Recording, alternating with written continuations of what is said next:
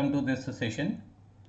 In this session, I will be discussing about the final tips for the prelims examination for the 2021.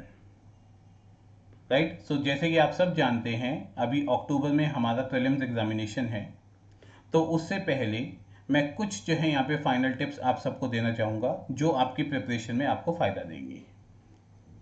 ठीक है, video start करने से पहले अगर आपको ये वीडियो पसंद आए then please do like this video, please subscribe to this channel that is Ankur IAS and press the bell button icon so that you will going to get the notification for the further videos also. And this is the telegram link that is ethics by अंकुर अग्रवाल. अगर आपको civil services related कोई भी query हो then you can ask me at any point of time on this telegram channel. Right, चलिए अब जो है यहाँ पे स्टार्ट करते हैं. Now the main thing is कि जब आप प्रीलिम्स एग्जामिनेशन देते हैं तो इसमें ये मैटर नहीं करता है कि that how many questions you are attempting it. Matter is कि आपने जो है यहाँ पे गलतियां कितनी करी है, और उसी चीज पे ये डिसाइड हो जाता है कि क्या आपका स्कोर 120 प्लस जाएगा या नहीं जाएगा. अब ये आप कैसे जो है यहाँ पे प्रैक्टिस करते हैं? Most of us we use to practice the MCQs of the various institutions. Now on the basis of your performance, this thing can be analyzed that there are the three categories. If let's say the number of questions you are solving and out of that your 25 or more questions are getting wrong, then you are in the danger category. And if the number of questions what you have solved and the mistakes are coming in between 15 to 25, then you are at the border category कि आपका prelims हो भी सकता है नहीं भी हो सकता. और अगर जो है यहाँ पे आपके क्वेश्चन 15 से कम गलत हो रहे हैं then you are in the safe zone category where you can expect that yes you will be able to clear the prelims examination. Now let us get more into deep about it. अब danger category का जो है यहाँ पे क्या solution है? देखिए, आप जो है यहाँ पे उन्हीं क्वेश्चंस को जो है अटेम्प्ट कीजिए जिसमें आप 100% जो है क्लियर है. अगर आपने बारी बारी MCQ सॉल्व करने के बाद भी आपको 25 क्वेश्चन से ज्यादा रॉन्ग हो रहे हैं तो आपको अपने कंटेंट को, आपको अपने टॉपिक्स को मल्टीपल टाइम्स रिवाइज करना बहुत जरूरी है. एंड आप लोगों के लिए कोई भी एलिमिनेशन या गेस वर्क जो है कोशिश कीजिए कि उसको अवॉइड कीजिए, क्योंकि अननेसेसरी जो है वो गलत करने से बेटर है कि स्किप कर दिया जाए. फिर आते बॉर्डर कैटेगरी वाले बच्चे.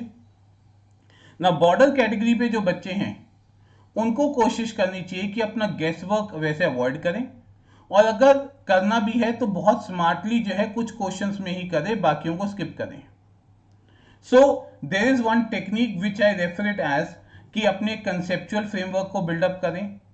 ठीक है, एलिमिनेशन करने की जो है यहाँ पे टेक्निक आनी चाहिए.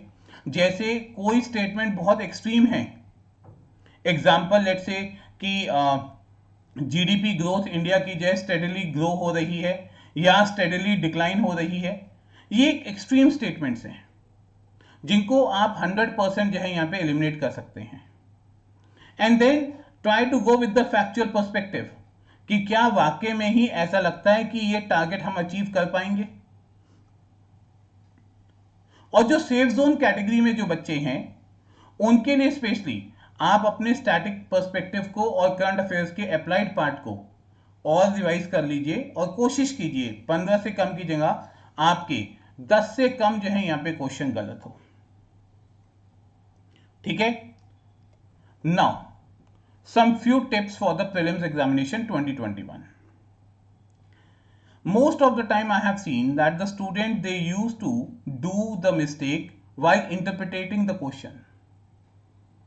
या तो उन्होंने क्वेश्चन का मीनिंग नहीं समझा है या क्वेश्चन को जल्दबाजी में पढ़ लिया है. और specially most of the time बच्चों को इनकरेक्ट और करेक्ट इन सभी को लेके जो है यहाँ पे बहुत सारी प्रॉब्लम्स मैंने देखी हैं. और बाद में स्टूडेंट्स बोलते हैं कि सर हम जो है इनकरेक्ट देखना भूल गए थे. राइट, तो इन वर्ड्स को जो है यहाँ पे आप पहले से ही अंडरलाइन कर लीजिए या सर्कल कर लीजिए अपने कन्वीनियंस के अकॉर्डिंग. और जैसे मैंने कहा केवल इंटेलिजेंट एलिमिनेशन पे जाइए।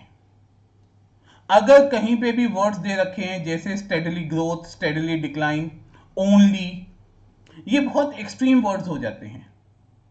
ऐसे स्टेटमेंट्स में यूजुअली वो स्टेटमेंट गलत ही होती है। Then third is your revision should be holistic. Now as we are left with nearly about 30 to 40 days, तो हमारे पास जो है यहाँ पे टाइम कम है, इसलिए ज्यादा से ज्यादा जितनी आप रिवीजन कर सकते हैं वो कीजिए और अपने माइंड में जो है एक मेंटल मैपिंग कर लीजिए हर एक चीज को लेके। ठीक है, पेन और पेपर लेके बैठिए यहाँ पे और कीवर्ड्स को नोट डाउन कर लीजिए और इस टाइम पे कहां पे मिस्टेक हो रही है उसको आपने दोबारा से रेक्टिफाई किया या नहीं किया उसको फाइंड आउट कीजिए। कोई भी नया सोर्स ऑफ रिवीजन का मत लीजिए। न्यूज़पेपर इस टाइम पे रीडिंग करना बंद कर दीजिए। आप करंट अफेयर्स के लिए कोई भी नया कंटेंट मत पढ़िए अब आप जो है, ठीक है, और बल्कि कंपाइलेशन जाने की करंट अफेयर्स की नहीं जरूरत है। जितना भी आप करंट अफेयर्स पढ़ चुके हैं उसके अप्लाइड एस्पेक्ट को देखिए, उसके कंसेप्ट को जो है अपने टॉपिक से रिलेट कीजिए। That will be more helpful for you rather than going for any new source at this point of time. At the same time, when you have solved the test again, उसके बाद देखिए ये जो आपकी concept, eliminate and the factual approach, जिसको मैं CEF approach कहता हूं, उससे दोबारा से पेपर को सॉल्व करके देखिए क्या पहले से कंपैरेटिवली क्वेश्चन की जो है यहाँ पे अंडरस्टैंडिंग बेटर हुई है या नहीं हुई। और मान लीजिए अगर आपके जो है क्वेश्चन गलत भी हो रहे हैं, please do not panic. I always say सबसे पहले आप उन क्वेश्चंस को कीजिए जो आपको आते हैं, उसके बाद आप दोबारा से पेपर पे आइए, जो जो क्वेश्चन आपने छोड़े हैं अब उन पे जो है यहाँ पे ये CEF अप्रोच कीजिए, कंसेप्चुअल जो है यहाँ पे अंडरस्टैंडिंग के अकॉर्डिंग लॉजिक लगाइए और इंटेलिजेंट एलिमिनेशन कीजिए।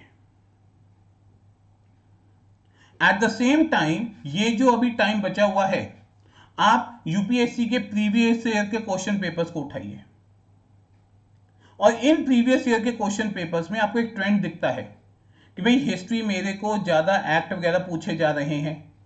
ठीक है, कभी 1919 के एक्ट से पूछा जा रहा है, कभी 1935 के एक्ट से पूछा जा रहा है। आप जितनी बार इनको प्रैक्टिस करेंगे उतनी आपकी अंडरस्टैंडिंग बेटर होगी।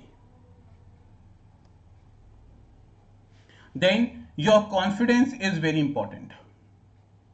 See, there is a difference between the confidence and the overconfidence. इसीलिए बहुत बार बच्चे ये कहते हैं sir I have seen the video of this person, I have seen the video of that person. कुछ बच्चे ऐसे कहते हैं, कुछ टीचर ऐसे कहते हैं। इस टाइम पे please stop all these things. Prelims आप जो है यहाँ पे बड़ी आराम से क्लियर कर सकते हैं अगर आपने पूरी प्लानिंग के साथ चीजों को कर रखा होगा। और ये मैं अपने टीचिंग एक्सपीरियंस से बता रहा हूं, अभी तक जिन जिन बच्चों ने इसको जो है यहाँ पे अप्लाई किया है उन बच्चों को जो है यहाँ पे 145 प्लस जो है यहाँ पे प्रीलिम्स में मार्क्स लाते हुए मैंने खुद देखा है। मैं पूरा कॉन्फिडेंट हूं कि अगर आप इस स्ट्रेटेजी को अपना के चलेंगे तो ये स्ट्रेटेजी से आपका भी प्रीलिम्स 100% हो जाएगा। ठीक है, और लास्ट थिंग, आपकी सक्सेस और आपके बीच में केवल एक ही बैरियर है, वो है आप खुद। इसलिए अपनी वीकनेसेस और अपने स्ट्रेंथ पे ज्यादा से ज्यादा काम कीजिए एंड इस टाइम पे कोशिश कीजिए कि आप सोशल मीडिया को अवॉइड कर सकें। Wishing all of you all the best for your prelims examination. जय हिंद, जय भारत।